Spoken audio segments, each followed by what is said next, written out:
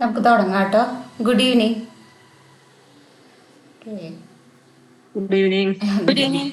Okay, അതെങ്ങനെയാണെന്ന് എനിക്കൊരു idea ഒന്നും ഇല്ല, എന്നാലും എൻ്റെ ഒരു അറിവ് വെച്ചിട്ട് ഞാൻ പറഞ്ഞു തരാം. ഒരു ക്ലാസ് എങ്ങനെയാണ് എക്സാം എന്നുള്ളതൊന്ന് ജസ്റ്റ് ഒന്ന് ആദ്യം പറയാം. അപ്പോൾ അവിടെ എങ്ങനെയാണെന്ന് വെച്ച് കഴിഞ്ഞാൽ നമ്മൾ ആദ്യം റെക്കോർഡ് സൈൻ ചെയ്തിട്ടുണ്ടായിരിക്കണം. അത് നമ്മൾ അവിടെ കൊടുക്കും. അപ്പോൾ അതിലുള്ള പോലെയാണ് നമ്മൾ ആദ്യം എഴുതുന്നത്. എക്സാമിന് നമ്മൾ റെക്കോർഡിൽ എന്താണ് എഴുതിയിട്ടുള്ളത് അതാണ് നമ്മൾ അവിടെ എഴുതേണ്ടത്. അപ്പോൾ അതായത് ഇൻട്രൊഡക്ഷൻ, ഇപ്പം മുല്ലർ ലെയർ ആണ് വെച്ചെങ്കിൽ അതിൻ്റെ കേൾക്കാറുണ്ടോ? ഇല്ല, കേൾക്കാം. ആ, അപ്പോൾ നമ്മൾ എഴുതിയ പോലെയാണ് കേൾക്കാം. അപ്പോൾ അതായത് ഇൻട്രൊഡക്ഷൻ നമ്മൾ പറയുന്നത്, നമ്മൾ എന്താണ് എഴുതിയിട്ടുള്ളത് അത് തന്നെ നമ്മുടെ റെക്കോർഡിൽ എഴുതാം. അത് തന്നെ എന്ന് വെച്ച് കഴിഞ്ഞാൽ അതേ ടോപ്പിക്കുകൾ നമ്മൾ എന്തൊക്കെയാണ് എഴുതിയിട്ടുള്ളത് അതിനെ ബേസ് ചെയ്തിട്ട്. അപ്പോൾ നിങ്ങൾക്ക് അറിയാവുന്നത് പഠിച്ചെഴുതാം. അപ്പോൾ ആദ്യം നമുക്ക് ചെന്ന വഴിക്ക് ഒരു ഏതാണോ ക്വസ്റ്റ്യൻ അത് വാങ്ങിച്ചിട്ട് നമ്മൾ എക്സാം എഴുതി തുടങ്ങുമ്പോൾ ഫസ്റ്റ് നമ്മൾ ഇൻട്രൊഡക്ഷൻ എഴുതാനായിട്ട് കുറച്ച് നേരം തരും. അപ്പോൾ ഇൻട്രൊഡക്ഷൻ എഴുതിയതിൻ്റെ ശേഷമാണ് പിന്നെ സബ്ജക്റ്റിനെ വെച്ചിട്ട് എക്സ്പെരിമെൻറ്റ് ചെയ്യുന്നത്. അപ്പോൾ ഇൻട്രൊഡക്ഷൻ എന്ന് പറയുമ്പോൾ ഏതാണ്? എയിമിന് മുന്നേ വരെയുള്ള സംഭവം, നമ്മളോട് തന്നെ ഉണ്ടാക്കി എഴുതാൻ പറയുന്ന സാധനമില്ലേ ഇൻട്രൊഡക്ഷൻ, അതാണ് ആദ്യം എഴുതേണ്ടത്. എന്നിട്ട് എയിമിന് മുന്നേ വരെ എഴുതുക. അതിനുശേഷമാണ് സബ്ജക്റ്റിനെ വിളിക്കുന്നു, എക്സ്പെരിമെൻറ്റ് നടത്തുന്നു. എക്സ്പെരിമെൻറ്റ് ചെയ്ത് അതിൻ്റെ കാൽക്കുലേഷൻസ് ഒക്കെ ആയിട്ട് പിന്നെ അവിടെ നിന്ന് ഇട്ടിട്ട് പിന്നെ നമ്മൾ പിന്നെ എഴുതണം. അതായത് റിസൾട്ട്, ടേബിള്, ഡിസ്കഷൻ, അങ്ങനെ റെഫറൻസ് വരെ നമ്മൾ എഴുതണം. ഇതാണ് സ്റ്റെപ്പ്. അത് കഴിഞ്ഞിട്ടാണ് വൈവ ഉണ്ടായിരിക്കുക. അപ്പോൾ വൈവ ചിലപ്പോൾ ഈ എഴുതുന്നതിൻ്റെ ഇടയ്ക്ക് ചിലപ്പോൾ വിളിക്കും കേട്ടോ. ചിലപ്പോൾ അങ്ങനെയും ചെയ്യാറുണ്ട്. അവരുടെ ടൈം അനുസരിച്ച് ചിലപ്പോൾ ഈ എഴുതുന്നതിൻ്റെ ഇടയ്ക്ക് അവർ വൈവ അറ്റൻഡ് ചെയ്യാനായിട്ട് വിളിക്കും.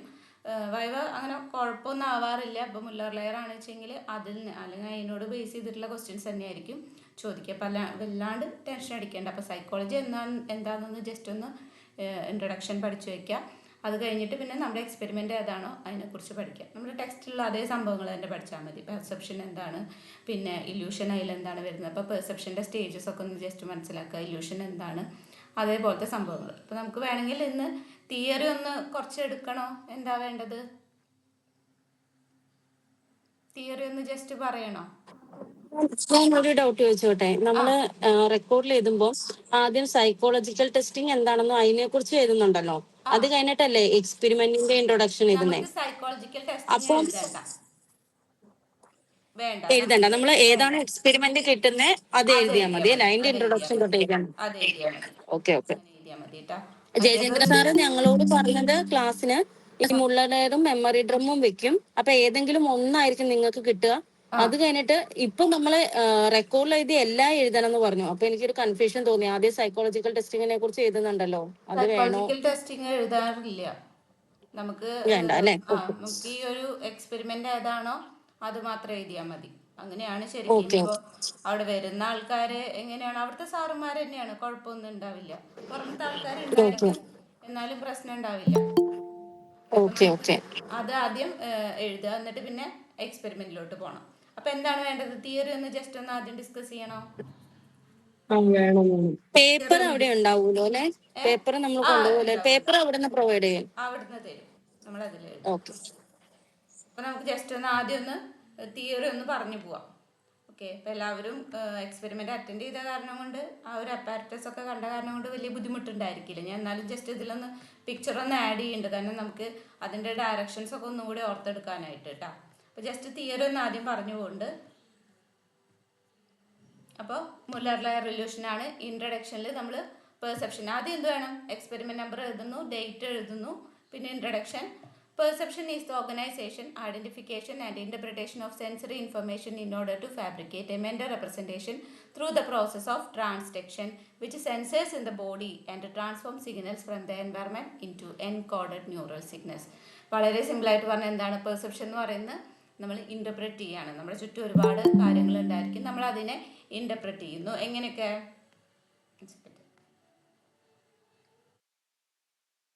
അപ്പോൾ അതായത് ഓർഗനൈസേഷൻ, ഐഡൻറ്റിഫിക്കേഷൻ, ഇൻ്റർപ്രിട്ടേഷൻ. നമുക്ക് ചുറ്റുമുള്ള സെൻസറി ഇൻഫർമേഷൻസിനെ നമ്മൾ ഓർഗനൈസ് ചെയ്ത് ഐഡൻറ്റിഫൈ ചെയ്ത് ലാസ്റ്റ് ഇൻ്റർപ്രിറ്റ് ചെയ്യുന്നു. അതാണ് പെർസെപ്ഷൻ എന്ന് പറയുന്നത്. അതായത് നമ്മുടെ ഒരു മെൻ്റൽ റെപ്രസെൻറ്റേഷനെ നമ്മൾ ഫാബ്രിക്കേറ്റ് ചെയ്യാം through the process of transduction. Transduction എന്ന് പറയുന്നത് എന്താണ്? നമ്മുടെ സെൻസറി ഓർഗൻസിലൂടെ ഒരു ഇൻഫർമേഷൻ നമ്മുടെ ഉള്ളിലേക്ക് കിടക്കും. അതായത് കണ്ണിലൂടെ നമ്മൾ ഒരു ഒബ്ജക്റ്റ് കാണുന്നു, ഇപ്പോൾ ട്രാഫിക്കിൽ റെഡ് ലൈറ്റ് കാണുന്നു, അതെന്താണ്? ഒരു സ്റ്റിമുലൈ ആണ്. അപ്പോൾ ഈ ഒരു സ്റ്റിമുലൈ സെൻസറി ഓർഗനായ നമ്മുടെ കണ്ണിലൂടെ ഉള്ളിലേക്ക് കിടക്കുന്നു. which senses in the body and transforms signals from the environment into encoded neural signals. ഈ ഒരു ഇൻഫർമേഷൻ എങ്ങനെയാക്കും? സിഗ്നൽ ആയിട്ടാണ് നമ്മുടെ ഉള്ളിലോട്ട് പോകുന്നത്, ബ്രെയിനിലോട്ട് പോകുന്നത് സിഗ്നൽ ആയിട്ടാണ്, ന്യൂറൽ സിഗ്നൽസ് ആയിട്ട് നമ്മുടെ ഉള്ളിലോട്ട് പോകുന്നു. ഇതാണ് പിന്നീട് നമ്മൾ ഇൻ്റർപ്രറ്റ് ചെയ്ത് ഈ ഒരു സംഭവം റെഡ് ലൈറ്റ് ആണ് എന്ന് പെർസീവ് ചെയ്യുന്നത്. പെർസെപ്ഷൻ എന്താണെന്ന് അപ്പോൾ ജസ്റ്റ് ഒന്ന് എഴുതുക. All perception involve signals in the nervous system which in turn results from physical stimulation of the sense organ. എല്ലാ പെർസെപ്ഷൻ എന്താണ്? സിഗ്നലുകളാണ്, നമ്മുടെ നെർവസ് സിസ്റ്റത്തിൽ നിന്ന് വരുന്ന സിഗ്നലുകളാണ്. അത് നമുക്ക് തരുന്ന ഇൻഫർമേഷനാണ്. അപ്പോൾ പെർസെപ്ഷൻ വരണ വെച്ചിട്ട് നമ്മൾ ആ ഒരു സംഭവം ആദ്യം എക്സ്പീരിയൻസ് ചെയ്തിട്ടുണ്ടായിരിക്കണം. ഇപ്പോൾ ഒരാൾ റോഡ് കൂടെ പോവുകയാണ്, റെഡ് ലൈറ്റ് കാണുമ്പോൾ അത് ട്രാഫിക്കിൽ റെഡ് ലൈറ്റ് ആണ്, വണ്ടി അവിടെ സ്റ്റോപ്പ് ചെയ്യണം എന്നുള്ളത് എന്തുണ്ടായിരിക്കും? മുന്നേ എക്സ്പീരിയൻസ് ചെയ്തിട്ടുണ്ടായിരിക്കും, അല്ലെങ്കിൽ ആരെങ്കിലും പറഞ്ഞിട്ടുള്ള അറിവുണ്ടായിരിക്കും.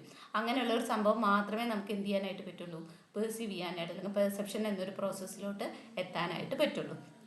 ഈ ഫിസിക്കൽ സ്റ്റിമുലേഷൻ അല്ലെങ്കിൽ ആ ഒരു സ്റ്റിമുലൈ നമ്മുടെ സെൻസറി ഓർഗൻസിലൂടെ ഉള്ളിലേക്ക് കടക്കുന്നു.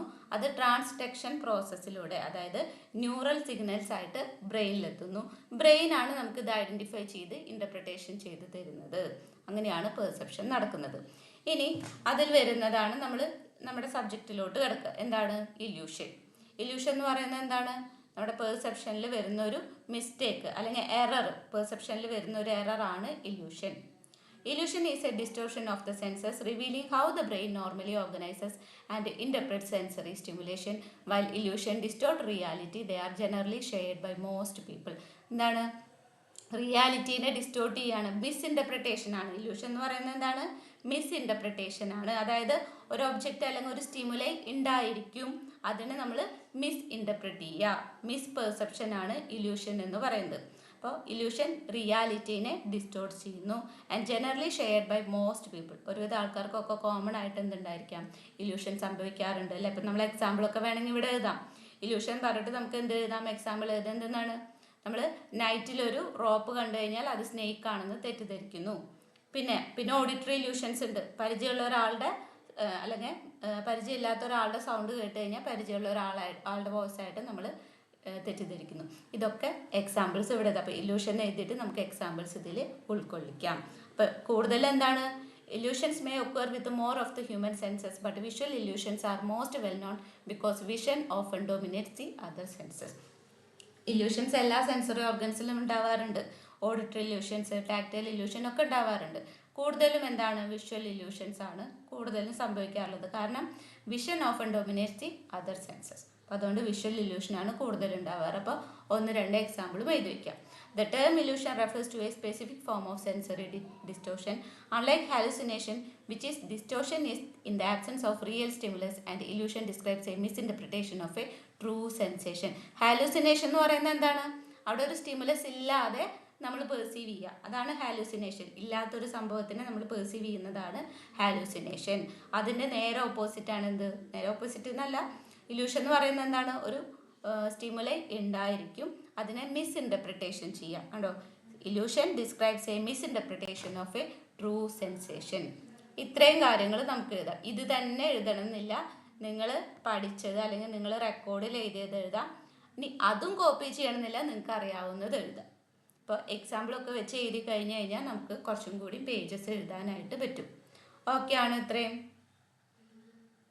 അപ്പം നമ്മൾ ജസ്റ്റ് ഇൻട്രൊഡക്ഷൻ ആണ് കേട്ടോ ആദ്യം പറഞ്ഞു തുടങ്ങിയത്. ഓക്കെ, ഇനി അടുത്തത് some common forms of illusions ആ ടൈപ്സുകൾ എഴുതുക. നമ്മുടെ 101 ടെക്സ്റ്റിലുള്ള ഇല്യൂഷൻസ് മാത്രം എഴുതിയാൽ മതി, അത് മാത്രം എഴുതിയാൽ മതി. അപ്പോൾ അതിലെ ആദ്യത്തെ പോൺസോ ഇല്യൂഷൻ, ഇതൊരു ഒപ്റ്റിക്കൽ ഇല്യൂഷൻ ആണ്. In which 2 converging straight lines distort our perception of the size of 2 identical lines drawn across it.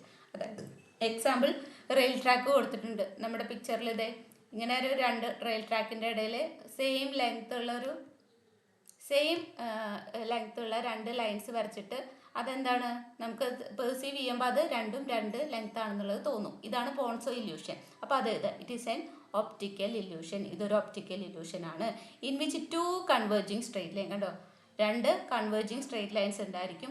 Distort our perception of the size of the identical lines drawn across it. അതിൻ്റെ കുറുകെ വരച്ചിരിക്കുന്ന identical ആയിട്ടുള്ള lines നമുക്ക് എന്ത് ചെയ്യും, same ആയിട്ട് തോന്നില്ല. Example rail track, അത് എഴുതാം. ഇനി അടുത്തത് എബിംഗ്ഹോസ് illusion. It is also an optical illusion of relative size perception. Two same size circle, once encircled by small circles, tend to look bigger than the ones encircled by large ones. നമ്മൾ രണ്ട് same identical ആയിട്ടുള്ള രണ്ട് circle വരച്ചിട്ട് ഒന്നിൻ്റെ ചുറ്റും ചെറിയ circles വരയ്ക്കും, പിന്നെ ഇതിൻ്റെ ചുറ്റും വലിയ സർക്കിൾസ് വരയ്ക്കും. അപ്പോൾ നമുക്ക് എന്ത് ചെയ്യും, വലിയ സർക്കിൾസിൻ്റെ ഉള്ളിലുള്ള സർക്കിൾ എന്തായിരിക്കും, ചെറുതായിട്ട് തോന്നും, മറ്റേത് വലുതായിട്ട് തോന്നും. ഇത് എഴുതി വയ്ക്കാം. ഇതും എന്താണ്, ഒപ്റ്റിക്കൽ ഇല്യൂഷൻ ആണ്. അടുത്തത് the Ames room illusion. This is an optical illusion lead to the distortion of perception of relative size. ഇവിടെ എന്താണ്, റിലേറ്റീവ് സൈസിനെ ബേസ് ചെയ്തിട്ടുള്ള ഇല്യൂഷൻ ആണ് optical illusion. A person standing in one corner of the room is perceived larger than the person standing in the other corner. റൂമിൻ്റെ, Ames റൂമിൻ്റെ, അത് ആളുടെ പേരിനോട് denote ചെയ്തിട്ടാണ് കേട്ടോ ഈ എയിംസ് റൂം ഇല്യൂഷൻ കൊടുത്തിട്ടുള്ളത്. അതായത് റൂമിൻ്റെ ഒരു കോർണറിൽ നിൽക്കുന്ന ആളേക്കാൾ വലുതായിട്ട് മറ്റേ കോർണറിൽ നിൽക്കുന്നതായിട്ട് തോന്നും. ഇനി അടുത്തത് moon illusion. In moon illusion our perception of the moon having different sizes at horizon and zenith because of our perception of the sky as a flatten dome and thus forcing our brain to reduce the size of the moon at zenith. അതായത് നമ്മുടെ ടെക്സ്റ്റിൽ ഇങ്ങനെ ഒരു picture ഉണ്ട്. സെനിത്തിൽ വരുന്ന Moon എന്തായിരിക്കും, നല്ല വലുതായിട്ട് തോന്നും.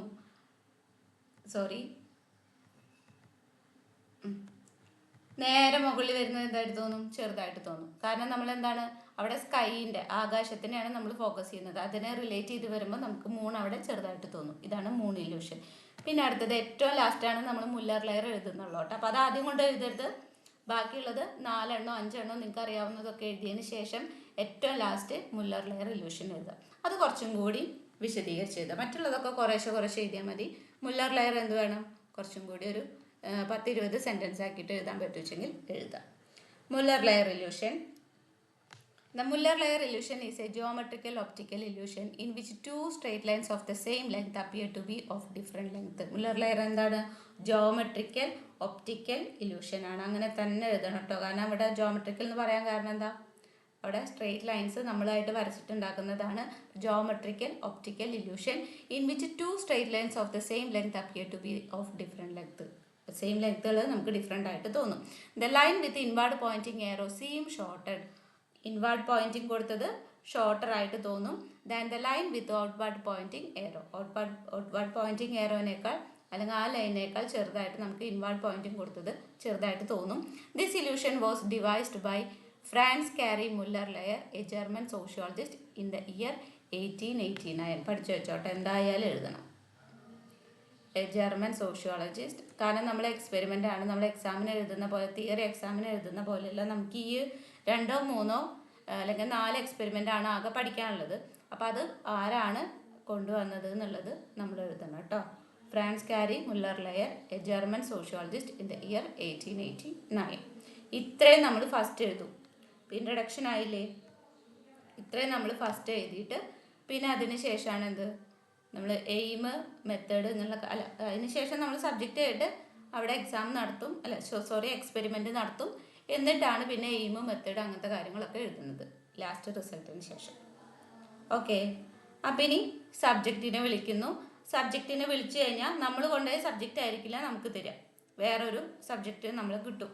അപ്പോൾ എന്ത് ചെയ്യണം, ആദ്യം തന്നെ നമ്മൾ ആളേനെ വിളിച്ചിരുത്തിയിട്ട് ആളേനായിട്ട് റാപ്പോർട്ട് ബിൽഡ് ചെയ്യണം. അതൊക്കെ അവർ ശ്രദ്ധിക്കും, അതൊക്കെ അവർ നോക്കുന്നുണ്ടായിരിക്കും. ആളെന്നെ വിളിച്ചു കൊണ്ടുവന്ന് ഇപ്പോൾ ചോദിക്കുക, എന്താണ് പേര്, എവിടെ നിന്നാണ് വരുന്നത്, എന്ത് ചെയ്യുന്നു, പഠിക്കുകയാണോ, അങ്ങനെ കുറച്ച് ഒരു 4-5 ചോദ്യങ്ങൾ ജസ്റ്റ് ഒന്ന് കമ്മ്യൂണിക്കേറ്റ് ചെയ്യുന്ന വിധത്തിലൊന്ന് ചോദിക്കുക. കോമൺ ആയിട്ട് എല്ലാ സൈക്കോളജിസ്റ്റിനും മെയിനായിട്ട് പറഞ്ഞിട്ടുള്ളതാണ് സംഭവമില്ല ഈ റാപ്പോർട്ട് ബിൽഡ് ചെയ്യുക എന്നുള്ളത്. അപ്പോൾ അതേ സംഭവം തന്നെ വന്നു കഴിഞ്ഞാൽ ചോദിക്കാം, എന്നിട്ട് പറയാം. അപ്പോൾ ഇതാണ്, ഇതൊക്കെ നമുക്കവിടെ എവിടെയാണ് അതിൽ തന്നിട്ടുണ്ടായിരിക്കും, അഡ്മിനിസ്ട്രേഷനിൽ. അഡ്മിനിസ്ട്രേഷനിൽ the participant is seated comfortably in front of the Muller Lyer apparatus. Comfortable ആയിട്ട് സീറ്റ് ചെയ്യണം. അപ്പം നമ്മൾ അപ്പാരറ്റസ് വെച്ച് കൊടുക്കുമ്പോൾ ശ്രദ്ധിക്കേണ്ട കാര്യം എന്താണെന്ന് വെച്ച് കഴിഞ്ഞാൽ ആളുടെ കണ്ണിന് നേരെ വെച്ചു കൊടുക്കണം. The apparatus was arranged in such a way that the line is equal to the eye level of the participant. ഇതൊക്കെ അവർ ശ്രദ്ധിക്കുന്നുണ്ടായിരിക്കട്ടെ, ഇതിനൊക്കെ അവർ മാർക്ക് കുറയ്ക്കാനായിട്ട് നോക്കി കുത്തിരിക്കുന്നുണ്ടാവും. അപ്പോൾ കണ്ണിന് നേരെയായിട്ട് അപ്പാരറ്റസ് നമ്മൾ അറേഞ്ച് ചെയ്ത് വെക്കാം. There are the participant was instructed as follow. പാർട്ടിസിപ്പൻസിന് കുറച്ച് കാര്യങ്ങൾ നമ്മൾ പറഞ്ഞു കൊടുക്കണം. ഇത് മുല്ലർ ലെയർ ഇല്യൂഷനാണ്. ജസ്റ്റ് കണ്ണിൻ്റെ ഒരു ഇല്യൂഷൻ ടെസ്റ്റ് ചെയ്യാനായിട്ട്, അതായത് നമുക്ക് ഇങ്ങനെ പെർസെപ്ഷൻ, നമ്മൾ ഓരോ കാര്യങ്ങൾ പെർസീവ് ചെയ്യുന്നുണ്ട്, അത് നമ്മൾ ബ്രെയിൻ ഇൻ്റർപ്രറ്റ് ചെയ്യാനൊക്കെ ആയിട്ട് ഹെൽപ്പ് ചെയ്യുന്നുണ്ട്. അപ്പോൾ ചില സമയങ്ങളിൽ നമ്മൾ ഈ പെർസീവ് ചെയ്യുമ്പോൾ നമുക്ക് എറർ വരാനുള്ള സാധ്യതയുണ്ട്. അതിനെയാണ് ഇല്യൂഷൻ എന്ന് പറയുന്നത്. ഇത് കോമൺ ആയിട്ട് എല്ലാവർക്കും ഉണ്ടാവുന്ന ഒരു കാര്യമാണ്, പേടിക്കാനുള്ളതല്ല. അപ്പോൾ താങ്കളുടെ കണ്ണിന് അല്ലെങ്കിൽ നിങ്ങൾ വിഷ്വൽ ഇല്യൂഷൻസ് എത്രയാണെന്ന് അറിയാൻ വേണ്ടിയിട്ടാണ് ഈ ഒരു എക്സ്പെരിമെൻറ്റ് ചെയ്യുന്നത്. ഇത് ഇല്യൂഷൻസ് എല്ലാവർക്കും ഉണ്ടായിരിക്കും, കോമൺ ആണ്. അതുകൊണ്ട് ഇല്യൂഷൻ ഉണ്ടെന്ന് വിചാരിച്ചിട്ട് കണ്ണിന് എന്തെങ്കിലും കുഴപ്പമുണ്ടെന്നൊന്നും വിചാരിക്കേണ്ട. ഇങ്ങനെയൊക്കെ നമ്മുടെ സബ്ജക്റ്റിന് നമ്മൾ പറഞ്ഞു കൊടുക്കണം. ഓക്കെ, നിങ്ങൾ ആരാണോ വിളിച്ച് മുന്നിൽ ഇരുത്തിയിട്ടുള്ളത് അവർക്ക് ഈ കാര്യങ്ങളൊക്കെ പറഞ്ഞു കൊടുക്കണം. ഇത് കോമൺ ആണ്, നിങ്ങൾക്ക് പേടിയേണ്ട. ഇതെന്ന് വിചാരിച്ചിട്ട് ഈ ഒരു റിസൾട്ട് ആരെയും കാണിക്കാനോ അല്ലെങ്കിൽ കണ്ണിന് പ്രശ്നം ഉണ്ടെന്ന് വിചാരിക്കാനോ ഒന്നുമല്ല, ജസ്റ്റ് ഒരു എക്സ്പെരിമെൻറ്റ് ചെയ്യാനായിട്ട് മാത്രമാണ് ഇങ്ങനെ ചെയ്യുന്നത് എന്ന് പറഞ്ഞിട്ട് പറയണം. ഓക്കെ ആണ് ഇത്രയും? ഓക്കെ, ഇനി പറയാം. എന്നിട്ട് നമ്മൾ അപ്പാരറ്റസ് മുന്നിൽ വെച്ച് കൊടുത്തു. There are 2 lines here. ഇവിടെ 2 lines ഉണ്ട്. One within arrow heads and the other within feather heads. ഒന്നെന്താണ്? ആരോ ഹെഡ്സ് ആണ്, അതായത് ആരോ ഹെഡ്സിൻ്റെ ഉള്ളിലാണ്. One within arrow heads and other within feather heads. Feather heads എന്ന് പറയുമ്പോൾ എന്താണ്? ജസ്റ്റ് അവർക്കൊന്ന് കാണിച്ചു കൊടുക്കുക. ആരോ ഹെഡ്സ് എന്ന് പറയുമ്പോൾ വിത്തിൻ ആരോ ഹെഡ്സ് എന്ന് പറയുമ്പോൾ ദേ ഇങ്ങനെ ഇതിൻ്റെ ഉള്ളിലേ. അടുത്തത് എങ്ങനെയാണ്? ഫെദർ ഹെഡ്സ് എന്ന് പറയുമ്പോൾ ദേ ഇതിൻ്റെ ഉള്ളിൽ വരുന്ന ലൈന്. അങ്ങനെ അവർക്ക് പറഞ്ഞു കൊടുക്കുന്നു. Adjust the line within feather heads in such a way that it becomes equal to the line within arrow heads. അപ്പോൾ ആരോ ഹെഡ്സിൻ്റെ ഉള്ളിലുള്ള ലൈൻ 15 cm ആണ്. അപ്പോൾ അതിനോട് നിങ്ങൾക്ക് ഈക്വൽ ആയിട്ട് തോന്നുന്ന വിധത്തിൽ ഈ ഫെദർ ഹെഡ്സ് കൊണ്ടുവന്ന് അറേഞ്ച് ചെയ്ത് വെക്കണം. അപ്പോൾ എപ്പോഴാണോ ഈക്വൽ ആണെന്ന് തോന്നുന്നത് അപ്പോൾ സ്റ്റോപ്പ് ചെയ്യാനായിട്ട് പറയണം. ഞാനാണ് ഈ സാധനം നീക്കുക. ഈ ഒരു മൂവിങ് ഒബ്ജക്റ്റ് ഉണ്ടല്ലോ, അത് പറഞ്ഞു കൊടുക്കുക അവർക്ക്. ഒബ്ജക്റ്റ് ഇവിടെ കാണിച്ചിട്ടുണ്ട്. അപ്പോൾ ഇങ്ങനെ ആയിരിക്കും നമുക്ക് അവിടെ ഫസ്റ്റ് ചിലപ്പോൾ ഇരിക്കുന്നുണ്ടായിരിക്കാം. കണ്ടോ, ഇത് നമ്മുടെ മൂവിങ് ഒബ്ജക്റ്റ് ആണ്.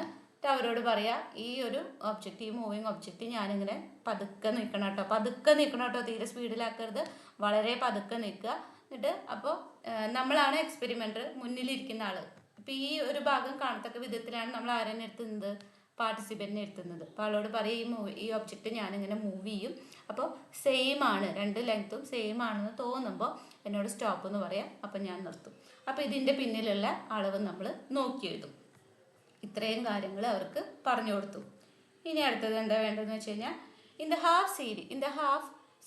half the series the variable stimulus was kept on the right hand side of the participant and in the other half on the left hand side of the participant. പകുതി എങ്ങനെയാണ്? Right hand side. അപ്പോൾ പാർട്ടിസിപ്പൻ്റെ right side ആയിരിക്കും നമ്മൾ ആദ്യം ചെയ്യുക. ദേ വെച്ചിരിക്കുന്ന ഈ സംഭവം തന്നെ ഇങ്ങനെയായിരിക്കും നമ്മൾ ആദ്യം വയ്ക്കുക. അപ്പം ഞാനാണ് പാർട്ടിസിപ്പൻ്റ്, അപ്പം എന്ത് വേണം? എൻ്റെ റൈറ്റ് ഹാൻഡ് അതായിരിക്കും നമ്മൾ ആദ്യം ചെയ്യുന്നത്. ഓക്കെ അല്ലേ?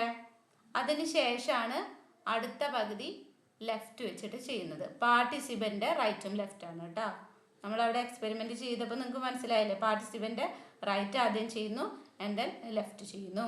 In half of each of their sets, right and left, the trials were started with a variable stimulus longer than the standard stimulus and the movement of the terminal arrow was inward. അപ്പം നമ്മൾ ആദ്യം ചെയ്യുന്നത് എന്താണ്? Inward ആണ്. ഇതൊക്കെ നമ്മൾ എഴുതേണ്ടതാണ് കേട്ടോ. Administration നമ്മൾ എഴുതേണ്ടതാണ്. എവിടുന്ന്? നമ്മൾ പാർട്ടിസിപ്പൻറ്റിനെ വിളിച്ച് എക്സ്പെരിമെൻറ്റ് ചെയ്ത് കഴിഞ്ഞാൽ നമ്മൾ ഈ സാധനങ്ങളൊക്കെ എഴുതണം കേട്ടോ. Plan of the experiment, administration ഒക്കെ ഒക്കെ എഴുതുന്നതാണ്. അപ്പോൾ in half of each of the assets, right and left, the trials were started with a variable stimulus longer than the standard stimulus and the movement of the terminal arrow was inward. അപ്പോൾ trial ഒന്ന് കാണിച്ചു കൊടുക്കാം. Okay, just അവർക്ക് trial ഒന്ന് കാണിച്ചു കൊടുക്കുക. ഈ സാധനം ഇങ്ങനെ മൂവ് ചെയ്യും, അപ്പോൾ സ്റ്റോപ്പ് പറയുമ്പോൾ ഒന്ന് സ്റ്റോപ്പ് പറഞ്ഞു, സെയിം ആണെന്ന് തോന്നുമ്പോൾ ഒന്ന് സ്റ്റോപ്പ് പറയട്ടോ, ജസ്റ്റ് ട്രയൽ ഒന്ന് കാണിച്ചു തരാമെന്ന് പറഞ്ഞിട്ട് ഒന്ന് കാണിച്ചു കൊടുക്കുക. In the other half, the variable stimulus was kept shorter than the standard and the movement of the terminal arrow was outward. പിന്നീട് അടുത്ത ചെയ്യുമ്പോൾ എന്താണ്? പിന്നെ ഔട്ട്വേർഡ് ആയിട്ടാണ് ചെയ്യുക. പറഞ്ഞുതരാം. ഇതിപ്പോൾ ഇങ്ങോട്ടാണ് പോകുന്നത്. ഈ മൂവിങ് ഒബ്ജക്റ്റ് ഇങ്ങോട്ട് പോയി കഴിഞ്ഞാൽ എന്താണ്? Right inward. ഓക്കെ അല്ലേ? Right inward. തെറ്റിക്കരുത് കേട്ടോ. നമ്മൾ പിന്നിലിരിക്കുന്നു, ഫ്രണ്ടിൽ ഞാനിപ്പോൾ പാർട്ടിസിപ്പൻ്റ് ആണ്. അപ്പം ഞാൻ എന്താണ് എൻ്റെ മുന്നിലേക്ക് ഇങ്ങനെ നീക്കുകയാണ്. എൻ്റെ റൈറ്റ് സൈഡിലോട്ട് ഇങ്ങനെ നീക്കുമ്പോൾ എന്താണ്? Right inward. ഇനി തിരിച്ച് 10 എഴുതി കഴിഞ്ഞിട്ട് RCയിൽ അങ്ങനെയാണ്. ഈ 10 എഴുതി കഴിഞ്ഞിട്ടാണ് റൈറ്റ് ഔട്ട്വാർഡ് ചെയ്യുന്നത്. അതായത് ഈ ഒബ്ജക്റ്റ് തിരിച്ച് ഇതേപോലെ ഇവിടുന്ന് ഇങ്ങോട്ട് മൂവ് ചെയ്യിപ്പിക്കും. Right outward. ഓക്കെ. അപ്പോൾ റൈറ്റ് ഇൻവാർഡ്, റൈറ്റ് ഔട്ട്വാർഡ്. അത് കഴിഞ്ഞിട്ടാണ് പിന്നെ ലെഫ്റ്റ് ചെയ്യുന്നത്. അതായത് ഈ സാധനം എടുത്തിട്ട് തല തിരിച്ചു വയ്ക്കും. അപ്പോൾ എന്തായി? ഇവിടുന്നാവും മൂവിങ് ഒബ്ജക്റ്റ് ഇവിടുന്ന് ഇങ്ങോട്ട് എന്താണ്? Left inward. Left inward. ഇനി അവിടുന്ന് ഇങ്ങോട്ട് വരുമ്പോൾ എന്താണ്? Left outward. ഈ സംഭവം തെറ്റിക്കരുത്. അപ്പോൾ right inward, right outward, left inward, left outward, ആ ഒരു ഓർഡറിൽ നമ്മൾ ചെയ്യും.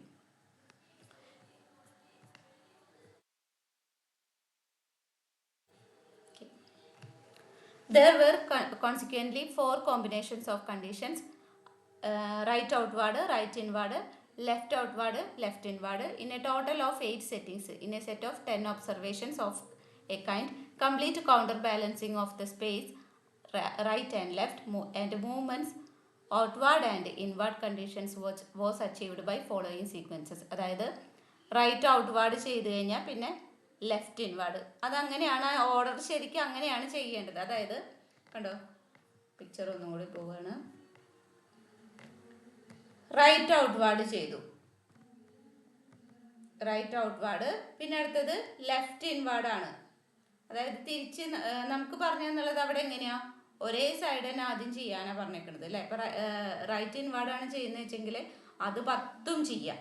എന്നിട്ട് പിന്നെ റൈറ്റ് ഔട്ട്വാർഡ് ചെയ്യാനാണ് പറഞ്ഞേക്കുന്നത്. അങ്ങനെയാണ് നമുക്ക് അവിടെ പറഞ്ഞു തന്നേക്കുന്നത്. അപ്പോൾ നിങ്ങൾക്ക് വേണമെങ്കിൽ ഈ ഒരു സംഭവം വേണമെങ്കിൽ അവിടെ സ്കിപ്പ് ചെയ്യാം. കൺഫ്യൂഷൻ തോന്നുന്നുണ്ടെങ്കിൽ ഈ ഒരു സംഭവം, അതായത് in A total of 8 settings, ഈ ഒരു സംഭവം നമുക്ക് അവിടെ വേണമെങ്കിൽ സ്കിപ്പ് ചെയ്യാം. ശരിക്കും എന്താ സംഭവം എന്ന് വെച്ച് കഴിഞ്ഞാൽ നമ്മളവിടെ കൂടുതൽ പറഞ്ഞ് കൺഫ്യൂഷൻ ആക്കണോ? ലെഫ്റ്റ് ഔട്ട്വാർഡ് എന്ന് പറഞ്ഞില്ലേ, അതിൽ ലെഫ്റ്റ് ഔട്ട്വാർഡും ലെഫ്റ്റ് ഇൻവാർഡും എഴുതും. രണ്ട് വാല്യൂസ് നമുക്കവിടെ എഴുതാനായിട്ട് ശരിക്കും വരും. നമ്മളവിടെ പഠിക്കുന്നില്ല എന്നുള്ളൂ. നമ്മുടെ അവിടെ ടൂൾ പഠിപ്പിച്ചെന്നുള്ളത് നമുക്ക് ഈ ഒരു സെക്ഷൻ മാത്രമോ ഒരെണ്ണത്തിൽ തന്നെ 2 കാറ്റഗറി ആയിട്ട് നമുക്ക് എഴുതാനായിട്ട് ശരിക്കും ഉണ്ടായിരിക്കും. കാരണം മുല്ലർ ലെയർ ഇല്യൂഷൻ അങ്ങനെയാണ്, കാലിക്കറ്റിലൊക്കെ അങ്ങനെയായിരുന്നു. അപ്പോൾ ഈ ഒരു സംഭവം മാത്രം പഠിച്ചാൽ മതി. ഈ സെൻറ്റൻസ് നിങ്ങൾ വിട്ട് കളഞ്ഞോട്ടോ. എവിടെ ഒരു ഡൗട്ടും കൂടെ ചോദിച്ചോട്ടെ. ഈ റൈറ്റ് ഔട്ട്വേർഡ് പറയുമ്പോൾ മൂവിങ് ഒബ്ജക്റ്റ് പാർട്ടിസിപ്പന്റിന്റെ റൈറ്റ് സൈഡിലല്ലേ വെക്കണ്ടേ? പാർട്ടിസിപ്പന്റ് റൈറ്റ് സൈഡിൽ വെച്ചു. അതായത് ആ മൂവബിൾ ആയിട്ടുള്ള സാധനം റൈറ്റ് സൈഡിൽ വരും. അവിടെ വന്നിട്ട് ഇപ്പുറത്തേക്ക് കാണിക്കണം, അങ്ങനെയല്ലേ റൈറ്റ് ഔട്ട്വേർഡ്? ഇൻവേർഡ് ആണെങ്കിൽ നേരെ ഓപ്പോസിറ്റ് ലെഫ്റ്റ് സൈഡിൽ വെച്ചിട്ട് ഇങ്ങോട്ട് വരും. ഈ പടത്തിൽ കാണുന്ന പോലെ മൂവബിൾ ഒബ്ജക്റ്റ് ഇരുന്നിട്ട് ഇങ്ങോട്ട് വരും. ഓക്കെ. ഒരു കൺഫ്യൂഷൻ തോന്നി. ഇനി അടുത്തത്, within each set of 10 the experimenter randomized the setting among large, medium and small starting length of the variable stimulus. അങ്ങനെ ഓരോ സെറ്റിലും എന്ത് ചെയ്യണം? Experiment randomised setting among large, medium and small starting the length of variable stimulus. നമുക്കിതൊന്നും എഴുതണമെന്നില്ല കേട്ടോ. നമുക്ക് വേണമെങ്കിൽ ഇത് മാത്രം എഴുതിയാൽ മതി. എവിടെ വരെ? ഈ ഒരു സംഭവം RI LO LI വരെ എഴുതിയാലും മതി. ഇനി അത് കഴിഞ്ഞിട്ട് പ്രിക്കോഷൻസ് എഴുതുക. കാരണം കൂടുതൽ എഴുതിയിട്ട് കൺഫ്യൂഷൻ ആവരുത്, തെറ്റിച്ച് കളയരുത്. അപ്പം അതുകൊണ്ട് ഇനി അടുത്തത് പ്രിക്കോഷൻസ് എഴുതാം. ഇത്ര ഓക്കെ ആണോ? ഓക്കെ. ഇനി അടുത്തത് precaution. Start the movable part more in length as compared to standard stimulus in inward condition and start the movable part less in the case of outward condition. എന്ത് ചെയ്യണം? Movable പാർട്ടിനെ move ചെയ്യുമ്പോൾ more in length as compared to standard stimulus. Standard സ്റ്റിമുലസിനെ compare ചെയ്തിട്ട് നന്നായിട്ട് നീക്കേണ്ടി വരും അല്ലേ? Length കൂടുതലാണ്. അപ്പോൾ മൂവബിൾ പാർട്ട് എന്ത് ചെയ്യണം? നന്നായിട്ട് നല്ല ലെങ്ത്തിൽ നീക്കേണ്ടി വരും. in inward condition and start the movable part less in the case of outward condition. outward conditionന്റെ കാര്യത്തിൽ എങ്ങനെയായിരിക്കും? മൂവബിൾ പാർട്ട് നമുക്ക് അധികം നീക്കേണ്ടി വരില്ല, കുറച്ചേ നീക്കേണ്ടി വരുള്ളൂ. ഇനി അതുപോലെ തന്നെ don't allow the participant to know the measurement in each trial and also don't give any facial expression regarding the error or correctness. ഇതൊക്കെ നമ്മളവിടെ എഴുതണം കേട്ടോ. പിന്നെ അതുപോലെ തന്നെ നമ്മൾ ചെയ്യുമ്പോഴും ഇതൊക്കെ ശ്രദ്ധിക്കേണ്ട കാര്യമാണ്. കാരണം പാർട്ടിസിപ്പൻസ് ഈ പറയുന്ന റേറ്റിംഗ് നമ്മളവിടെ എഴുതുന്ന ടൈമിൽ ആൾക്ക് കാണിച്ചു കൊടുക്കാനായിട്ട് പാടില്ല. നമ്മൾ കാണാതെ വേണം എഴുതാനായിട്ട്. പിന്നെ അതുപോലെ തന്നെ ഫേഷ്യൽ എക്സ്പ്രഷൻസ് ഒന്നും ശരിയാണെങ്കിൽ തെറ്റാണെങ്കിൽ ഒന്നും നമ്മളത് മുഖത്ത് കാണിക്കാനായിട്ട് പാടില്ല. Adjust the length of variable line very slowly and no change in the direction of the movement should allowed. എന്ത് ചെയ്യണം? Adjust the length of variable in line very slowly, പതുക്കെയാണ് നമ്മൾ അഡ്ജസ്റ്റ് ചെയ്യേണ്ടത്. And no change in the direction of the movement should allowed. Direction നമ്മൾ മാറ്റാനായിട്ട് പാടില്ല, ഒരേ ഡയറക്ഷനിൽ തന്നെ ആക്കിക്കൊണ്ടിരിക്കണം. Strictly follow ABBA sequence while conducting the experiment. Just ഇവിടെ എഴുതി വെച്ചാൽ മതി കേട്ടോ, നമുക്കത് നോക്കണമെന്നില്ല. അബ സീക്വൻസ് എന്ന് പറയുന്നത് ക്ലാസ് എടുക്കുമ്പോൾ സാർ അവിടെ പറഞ്ഞിട്ടുണ്ടായിരിക്കും. കാരണം റൈറ്റ് ഇൻവേർഡ് ചെയ്ത് കഴിഞ്ഞാൽ പിന്നെ ലെഫ്റ്റ് ഔട്ട് വേർഡ് ആ ഒരു ഓർഡറിലായിരിക്കും ചെയ്യുക. അപ്പോൾ അത് വേണമെന്നില്ല, ഈ ഒരു പ്രിക്കോഷൻ അവിടെ എഴുതി വയ്ക്കുക. ABBA sequence while conducting the experiment. ഇത്ര ഓക്കെ ആണോ? ഇനി എന്തെങ്കിലും ഡൗട്ട് ഉണ്ടോ? ഇപ്പോൾ നമ്മൾ എക്സ്പെരിമെൻറ്റ് ചെയ്യുന്ന കാര്യമാണ് ഇത്രയും നേരം പറഞ്ഞത്. ആർക്കെങ്കിലും എന്തെങ്കിലും ഡൗട്ട് ഉണ്ടോ? Okay.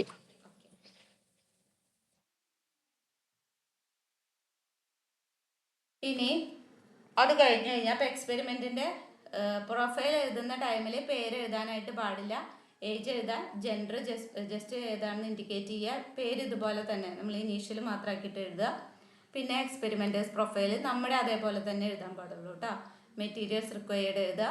Plan of the experiment, അഡ്മിനിസ്ട്രേഷനാണ് നമ്മളിപ്പോൾ പറഞ്ഞത്. പ്രിക്കോഷൻ പറഞ്ഞു കഴിഞ്ഞു. റിസൾട്ട് അവിടെ എങ്ങനെയാണ് മെൻറ്റർ നിങ്ങൾക്ക് പറഞ്ഞു തന്നിട്ടുള്ളത് അതേപോലെ എഴുതണം. ഇതിപ്പോൾ ജയചന്ദ്ര സാറിൻ്റെ PDF ആണിത്. ആൾ പറഞ്ഞു തന്നിരിക്കുന്നത് ടേബിൾ 1 എല്ലാവർക്കും ഒരുപോലെ ആയിരിക്കും. കാരണം കേട്ടോ, shows the measurement of the participant in each trial under 2 positions and under 2 types of movements. Table 1 നമുക്ക് ഇത് തന്നെ എഴുതാം. ടേബിൾ 2 ജയചന്ദ്രൻ സാറ് പറഞ്ഞിട്ടുള്ളത് shows PSC, space error, movement error, fatigue and exercise error and constant error. ഇങ്ങനെയാണ് പറഞ്ഞിട്ടുള്ളത്. വേറെ ക്ലാസ്സുകൾ attend ചെയ്തവർക്ക് ചിലപ്പോൾ ഡിഫറെൻ്റ് ആയിരിക്കും. മാറ്റമുണ്ടോ ആർക്കെങ്കിലും? ജയചന്ദ്ര സാറ് തന്നെ എടുത്തത്. അപ്പോൾ പിന്നെ അങ്ങനെ തന്നെ ആയിരിക്കും. ചിലർ ഈ ജയചന്ദ്ര സാറ് നെയിം എഴുതുന്നതിൽ ഇങ്ങനെ ഒരു കാര്യം പറഞ്ഞിരുന്നു, പേര് എഴുതരുത്, ഇനീഷ്യലേ പറ്റുള്ളൂ. പേര് എഴുതരുത്, മസ്റ്റാണ്. ഒരു എക്സ്പെരിമെന്റിന് അയ്യോ, പേര് എഴുതരുത്. ഞാൻ പേര് എഴുതിയിരുന്നു, പക്ഷെ സാറ് എനിക്ക് സൈൻ തന്നു. നോക്കാതെയാണോ അതോ നോക്കി? സാറൊന്നും പറഞ്ഞില്ല. പേര് എഴുതണ്ട എക്സാമിന്. ഞങ്ങളുടെ ക്ലാസ്സിൽ ആ കാര്യം പറഞ്ഞൂല, എല്ലാവരും തന്നെ പേരാ എഴുതിയേക്കുന്നത്. അതെ അല്ലെ, പേര് എഴുതരുത് എന്നാണ് ശരിക്കും. കാരണം നമ്മളിപ്പോ പഠിക്കുന്നത് ഒരു എക്സാമിനാണെങ്കിൽ കൂടി ഏത് അസസ്മെന്റ് ആയാലും നമ്മൾ പേര് എഴുതാൻ പാടില്ല. അതൊരു എത്തിക്സിനെ ബേസ് ചെയ്തിട്ടാണ് പേര് എഴുതില്ല.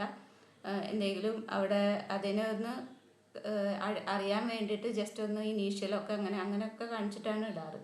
എഴുതാനായിട്ട് പാടില്ല. എക്സാമിന് എന്തായാലും പേര് എഴുതണ്ട. ഞാൻ റെക്കോർഡിലെ മാറ്റണോ? സാറിന് വിട്ടുപോയതാണോന്ന് അറിയില്ല. പേര് എഴുതാനായിട്ട് പാടില്ല എന്നാണ് എൻ്റെ ഒരു അറിവ്. ഞാൻ മാറ്റിക്കോളാം. ഞാൻ റഫിൽ എഴുതി പേര് എഴുതിയപ്പോ അഞ്ജിത മാഡം അത് പറ്റില്ല എന്ന് പറഞ്ഞിട്ട് കട്ട് ചെയ്യിച്ചായിരുന്നു എന്നെ കൊണ്ട്. അപ്പൊ പേര് എഴുതിയപ്പോ ഇംഗ്ലീഷിൽ തന്നെ ഇട്ടത്. എഴുതാനായിട്ട് പാടില്ല.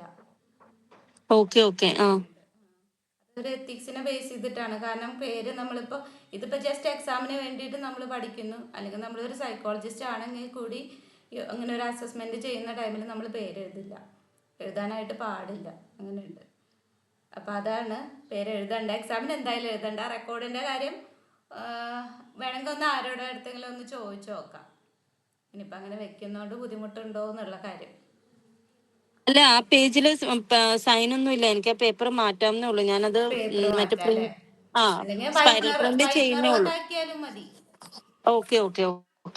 വൈറ്റ്നർ കൊണ്ട് ജസ്റ്റ് ഒന്നാക്കിയിട്ട് കൊടുത്താലും മതി. ചിലവര് എല്ലാ പേപ്പറിലും സൈൻ ചെയ്ത് പോകാറുണ്ട്. അപ്പോൾ അങ്ങനെ ഉണ്ട് വെച്ചെങ്കിൽ ആ ഒരു പേപ്പറിൽ മാത്രം റൈറ്റ് ഇട്ടിട്ട് പോകാറുണ്ട് ചിലവരെല്ലാ പേപ്പറിലും. അപ്പം അങ്ങനെയാണെന്നുണ്ടെങ്കിൽ ആ ഒരു പേപ്പറിൽ റൈറ്റ് കിട്ടാതെ കിടക്കണ്ടല്ലോ. ഓക്കെ, ഇനി അടുത്തത് materials required, Muller Lyer, illusion board, paper pencil. പിന്നെ അടുത്തത് പ്ലാൻ ഓഫ് ദ എക്സ്പെരിമെന്റ് എഴുതി എന്താണ്, ask the participant to adjust the length of the variable line using a procedure which follows the counter balancing sequence. Counter balancing എന്ന് പറയുന്നത് എന്താണ്, നമ്മൾ റൈറ്റും ലെഫ്റ്റും നോക്കുന്നുണ്ട്. അത് നമ്മുടെ സൈക്കോ ഫിസിക്സിലുള്ള ഒരു സംഭവമാണ് കൗണ്ടർ ബാലൻസിങ് എന്ന് പറയുന്നത്. കാരണം ലെഫ്റ്റും റൈറ്റും ഒരുപോലെ നോക്കുമ്പോഴാണ് ഈ കൗണ്ടർ ബാലൻസിങ് എന്ന് പറയുന്നത്. Measure the error committed by the participant under 2 types of movements and in 2 positions. 2 പൊസിഷനിൽ അതുപോലെ തന്നെ 2 types ഓഫ് മൂവ്മെൻറ്റ്സിലും വരുന്ന എറർ നമ്മളവിടെ നോട്ട് ചെയ്യണം. അപ്പോൾ ഇതിൽ എഴുതിയിരിക്കുന്നത് പാർട്ടിസിപ്പൻറ്റിനോട് അഡ്ജസ്റ്റ് ചെയ്യാനാണ്. അതുപോലെ തന്നെ എഴുതിക്കോളൂ. ശരിക്കും നമ്മളാണ് അവിടെ അഡ്ജസ്റ്റ് ചെയ്യുന്നത്, ആളോട് പറയാൻ മാത്രമാണ് പറയുന്നത്. പക്ഷെ ഇതുപോലെ തന്നെ എഴുതി വെച്ചോളൂ കേട്ടോ. ഇനി അടുത്തത് ഡിസ്കഷൻ. നമ്മുടെ റിസൾട്ടിനെ ബേസ് ചെയ്തിട്ടുള്ള ഡിസ്കഷനാണ്. അപ്പോൾ അതിന് മുന്നേ നമുക്ക് ഈ ഒരു ടേബിൾ ഒന്ന് ചെയ്യാം.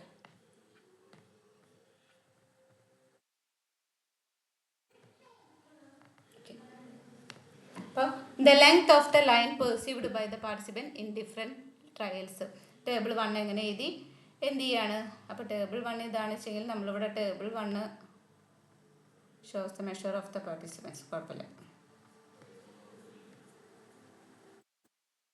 അപ്പോൾ നമ്മൾ left outward, left inward, right inward, right outward ഈ ഓർഡറിൽ എഴുതി. ടീച്ചർ ഒരു മിനിറ്റ്, ഈ ഷീറ്റ് നമുക്ക് അവരെവിടെ തരൂത്ര? നമുക്ക് ഇല്ല, നമ്മളവിടെ എഴുതണം. നമ്മൾ ടേബിൾ അല്ല, റീഡിങ് മാത്രം എഴുതിയാൽ മതി. മറ്റേ ഒരു നീല വര വരച്ചൊരു ഷീറ്റ് നമ്മളെ കാണിച്ചില്ലേ, ആ സാധനം തരും. ടേബിൾ ഒന്നും നമ്മൾ കോളൊന്നും പഠിക്കേണ്ട കാര്യമില്ല, ഫോർമുലയും പഠിക്കേണ്ട കാര്യമില്ല. ഈ ഷീറ്റ് തരുന്ന മറ്റേ എക്സാമിനല്ലേ? എക്സാമിന് കാൽക്കുലേഷൻ മാത്രം. റീഡിങ് നമ്മൾ എഴുതണം, കാൽക്കുലേഷൻ ചെയ്യണം. അത് ഫോർമുലയൊക്കെ അതിലുണ്ടാവും. അതെ അതെ. അപ്പോൾ the length of the line perceived by the participant in different trials. Calculation ആദ്യം mean of outward. Mean of outward എങ്ങനെ കണ്ടുപിടിക്കുക? 2 ഔട്ട്വാർഡ് എടുക്കണം അല്ലേ? എന്നിട്ട് വേണം മീൻ ഓഫ് ഔട്ട്വാർഡ് കണ്ടുപിടിക്കുക. ഇവിടെ ലെഫ്റ്റ് ഔട്ട്വാർഡും ഉണ്ട്, അതേപോലെ തന്നെ റൈറ്റ് ഔട്ട്വാർഡും ഉണ്ട്. രണ്ടിൻ്റെയും മീൻ കണ്ടുപിടിക്കണം. കാൽക്കുലേറ്ററിൽ ഇപ്പോൾ ചെയ്യണോ? എന്താണ് വേണ്ടത്? കാൽക്കുലേഷൻ അറിയാം. അപ്പൊ ജസ്റ്റ് ഓർഡർ ഒന്ന് പഠിച്ചാൽ മതി. മീൻ of outward, mean of inward, point of subjective equality PSE. അതായത് എല്ലാ മീനും കൂടെ കൂട്ടിയിട്ട് അതിനെ 4 കൊണ്ട് ഡിവൈഡ് ചെയ്യുക. അതാണ് PSE. ഇനി അടുത്തത് constant error. PSE minus standard stimulus ആണ് കോൺസ്റ്റന്റ് എറർ.